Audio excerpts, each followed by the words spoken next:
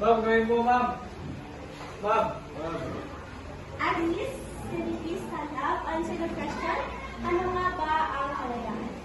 Ma'am, para sa akin po ang kalayaan ay ang paggawa ng mga bagay na magustuhan mo or gusto mo.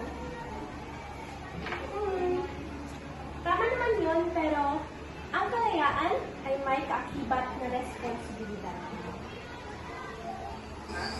Tama naman yung sagot ko pero bakit may kulang?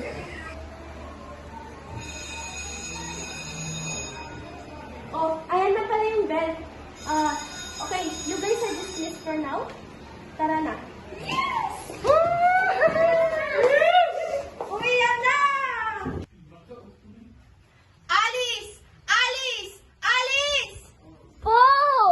Pwede ba kitulungan ako rito? Ang dami kong hinugasan, parang labanan ng teleserye. Rest day ko po ngayon. Kalayaan ko to. Di ba may human rights? Oo anak, pero sa tahanan may human help din sana.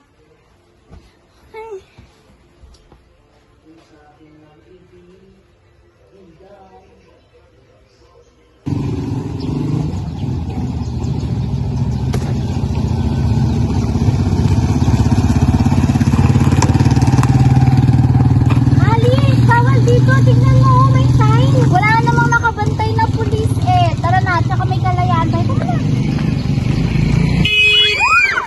Oh, gusto niya bang mamatay? Ibatas tayong sinusunod dito.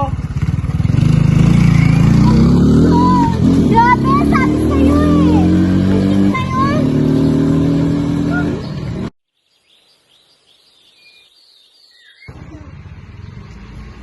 Ang bigat naman nito. Tita, ako na po. Salamat, Iha. Okay lang po, tita. Baka po kasi mabanyo.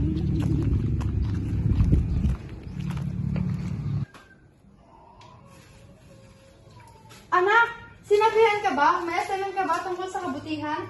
Ma, na-realize ko lang po ng kalayaan ay dapat ginagamit sa mga may saysay na bagay. Hi, salamat Lord, yung anak ko bumait at walang lagnat. Ang tunay na kalayaan po, ma'am, ay ang paggawa, ay ang hindi lang paggawa sa mga bagay na gusto mo, kundi ang pagpili ng tama, kahit ito ay mahirap. Hindi excuse ang kalayaan sa pagiging tamad or pagiging irresponsible. Tama po ba, ma'am? Ang kalayaan ay hindi lamang karapatan. Ito ay responsibilidad at paglilingkod. Gamitin ito sa tama